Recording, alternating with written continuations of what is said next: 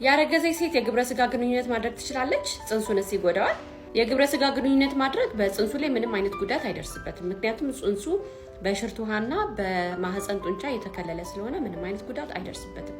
ነገር ግን የግብረ ስጋ ግንኙነት በተለይ በእርግዝና ጊዜ ፍላጎት ላይ የተመሰረተ ነው። በተለይ በመጀመሪያዎቹ 3 ወራት ከፍተኛ የሆነ የማቅለሽለሽና የማስመለስ እንዲሁም ደግሞ ስለ እርግዝናው የመጨነቅ አይነት ስሜቶች ስለሚኖራት በዚህ ወቅት ከፍተኛ የሆነ ፍቅርና እንክብካቤ የሚያስፈልጋት ጊዜ ነው። ከ3 እስከ 6 ወር ባለው ጊዜ ደግሞ የእርግዝናው የመረጋጋትና የሷም የማቅለሽለሽ ስሜት እየቀነሰ የሚሄድበት ሰዓት ነው። በዛ ጊዜ የግብረ ስጋ ግንኙነት ብታደርግ ምንም አይነት ችግር የለውም።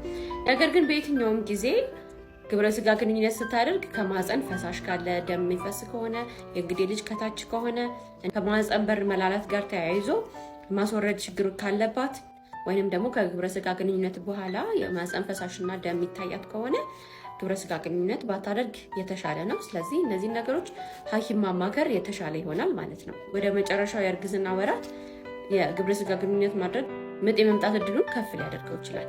እንደዚህ አይነት ኢንፎርሜሽን እንዲደርሳችሁ ላይክ፣ ፎሎ፣ ሼር ማድረግ እንዳይረሳ። ዶክተር ሊሊ ነኝ። ባይ